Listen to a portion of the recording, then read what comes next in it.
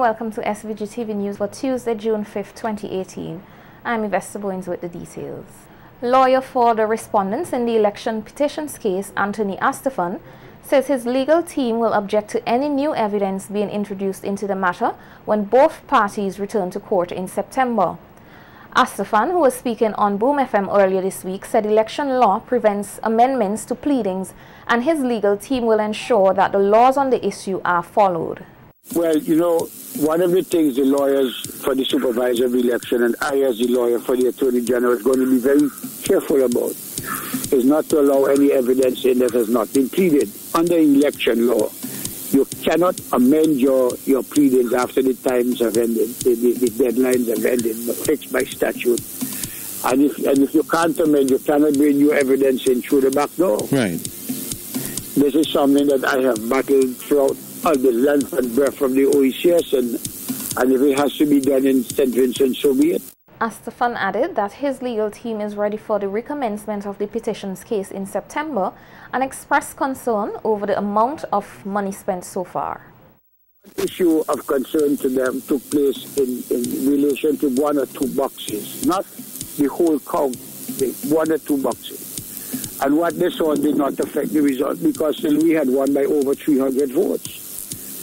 And this is why I think the Prime Minister is perhaps, who is not concerned but quite upset at the amount of time and resources being spent on these cases because they relied on the observers that said that there was nothing that warranted changing the result of the election. So Prime Minister Gonzalez has been having to deal with that contradictory position by the NDP for some time now.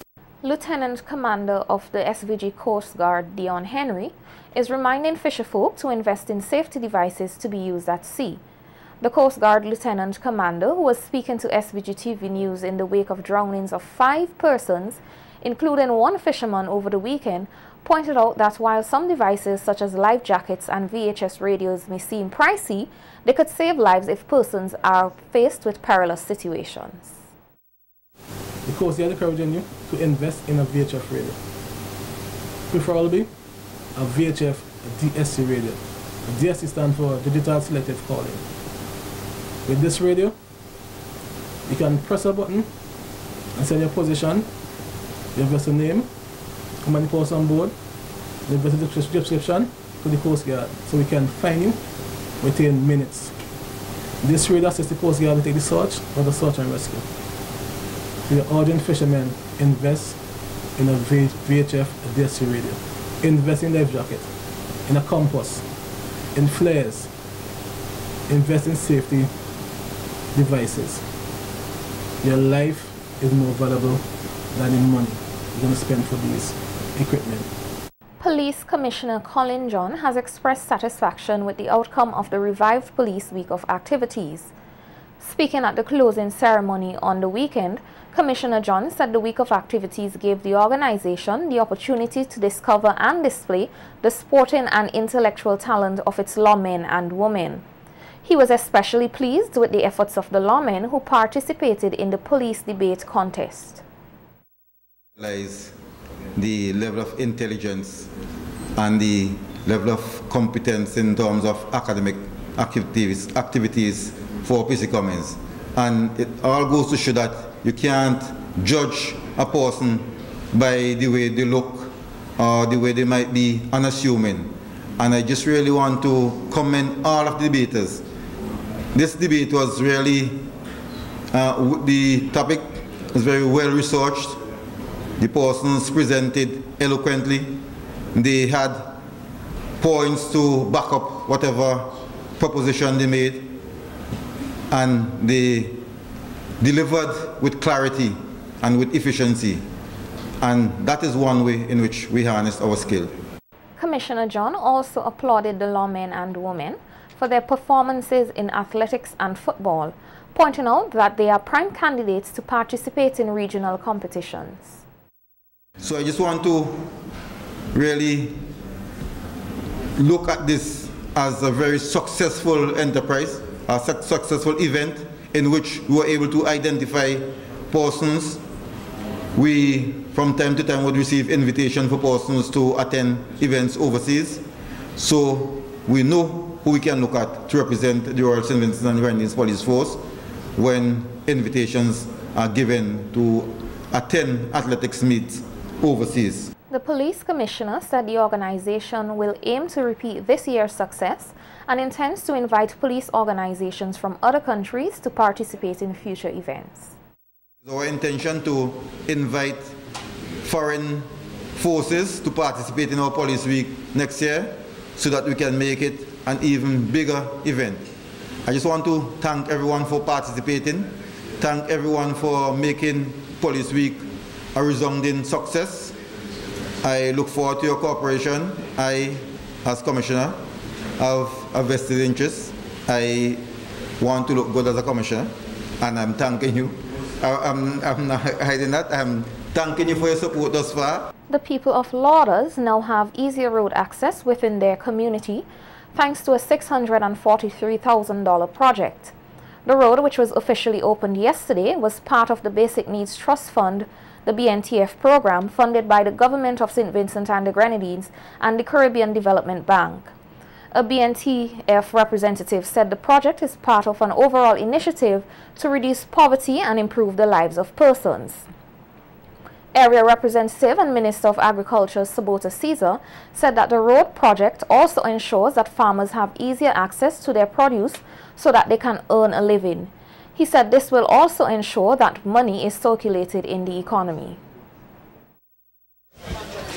There is a great joy in my heart because no longer do you have to bring produce all the way from the top on your head right down to Malo. You have a vehicle, it can go right up at the turning spot and it can ease your head. And for those who never carried load before, I remember the times when I followed my father to the lands on a shipment day. And as a young man, he started off with one box and a cutter. And from the time you reach age 10, he giving you 2 boxes of banana, which was a heavy load, and anything to ease the load of the farmers of St. Vincent and the Grenadines. This government is supportive of it. Prime Minister Dr. Ralph Gonsalves said the government's recent opening of an early childhood learning center in that community dovetails with the road project to ensure that working mothers are able to travel to work with comfort. Mother who takes her child or children to the early childhood centers across this country, that mother becomes available to go to work. And what you're having is an increased participation in the labor force by women in this country. Yes. That is an issue of woman's power. And the best way to empower women is to make sure that they have the opportunity to establish their own economic independence. You know, at the early childhood centers across this country which we set up, teachers come at 7:30 so that the parents can leave their children there. Social worker and dance enthusiast Earl Old George Daniels' attempt to enter into the Guinness Book of World Records has been aborted. Daniel, who was attempting to dance for 7 days without rest at the Peace Memorial Hall, had to terminate his attempt after 3.5 days under advice from his medical team. Daniel is currently resting. His attempt to dance for 1 week was also aimed at bringing awareness to the problem of diabetes and several ills affecting the society, including crime and child abuse. SVG-TV News is expected to conduct an interview with Daniel tomorrow. Police have said that they are investigating the circumstances surrounding the death of 20-year-old Darren Weeks, who was discovered in his home at Mesopotamia.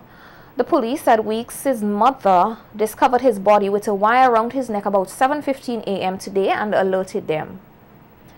The police are also investigating a shooting incident that occurred at Leyu on Monday, June 4th at about 9:35 p.m. Ken Stranger Kane, a 32-year-old chauffeur of Leyu, was reportedly on his way home from work when an unknown assailant came up behind, pointed a gun at his neck, and then robbed him of 410 EC dollars in cash. He is said to have fought with the gunman and was shot in the left side of his head. Kane was taken to the Milton Cato Memorial Hospital and is said to be in stable condition.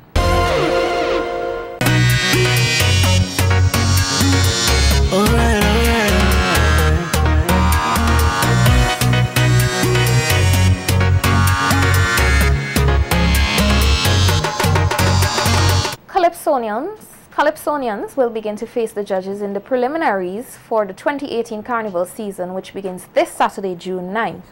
The US-based Dynamites will be the first 10 to face the judges at Cafe Omar and will be followed by 3 more 10s whose members will be vying for a place in the Calypso semifinals on Fantastic Friday, June 29th. At a recent news conference hosted by the SVG Calypso Association, representatives of the 4 10s shared a bit of what patrons can expect from the individual 10s and their cast. Gayleen Windsor, who spoke on behalf of Dynamites, encouraged the public to tune in and enjoy the upcoming event. Which is the preliminary is kicked off in New York, and some of the competitors who will be taking part is John Duggan, Hibiscus, Dennis Bowman, and Rejector, as well as on the June 9th, they will also be making a presentation to some special person, I have no idea, who will be supporting them as well. So the Dynamite is also appealing to St. Vincent and the Grenadines Calypsonians, as well as the local listeners, to join in on the NBC radio. They will be bringing their broadcast live on the 9th, and it's starting at 11 p.m. Making a plea for media houses to give more support to Calypso, Calypsonian Grantley Iper Constance of the on-tour Calypso tent said his group is more than ready for this year's carnival activities. The tent has a very entertaining cast. We have 3 shows slated for the Russell's Auditorium. It will be June 31st, May 31st, June 7th, and June 14th will be our preliminary date, June 14th. And you know, we have a diverse set of calypsos in our tent, always known for that. We have people singing from Praise the Lord to Let We Go and Wind Up. So, a very diverse set of calypso. We have calypsos that is social commentary. We have calypso that is upbeat, and we have calypso to educate. We have all form of calypso, and hence the reason that the on-tour calypso tent is still the biggest attraction to the public where calypso is concerned. And this year would be no lesser, because we have the big bad bads out there. On the evening of June 12th, the graduates Calypso tents will face the judges. Representative Chiwali Johnson said the tent remains committed to uplifting and enhancing Calypso. In the graduates Calypso tent is to revitalize the tent vibe, you understand? And that is one of the reasons why we had the Calypso Wake last November. 12th, we'll have the preliminary judging. So we're hoping to have all our members selected for the semifinals. We have a cast of about 20 persons. I'll just give you a rundown of a few of the names: Sule, Hero, myself, Homie, Tajo, Johnny Rebel, Patience, who is in the Queen of Calypso competition, and she's also a new Calypsonian on the scene. Having kept the Calypso Monarch crown within its grasp for the last 4 years, Orandi Bobmani Charles said the upstage experience Calypso tent is looking to repeat that success this year. To register its contribution to the art form, and we invite lovers and well-wishers of Calypso to continue to show your support. A significant proportion of the cast this year happens to be female as well, so I think it ties into and plays well into the reintroduction of the Queen of Calypso competition.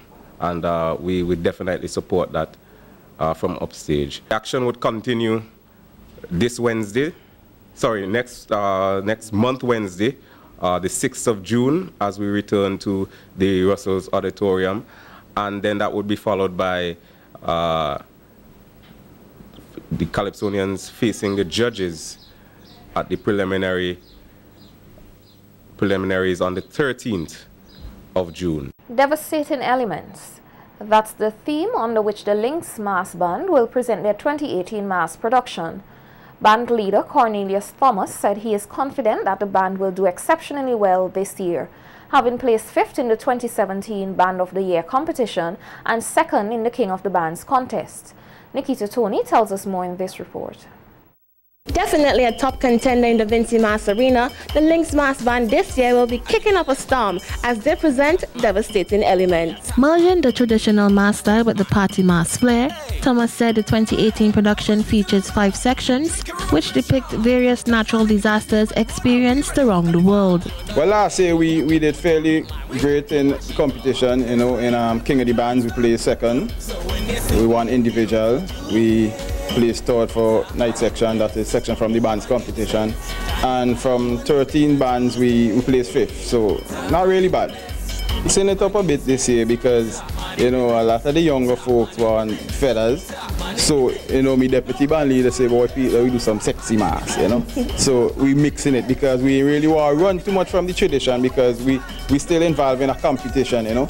So we're mixing it up, and I think it will work out good. Tidal wave, wildfire, snowstorm, 2013 trough system, and volcanic eruption.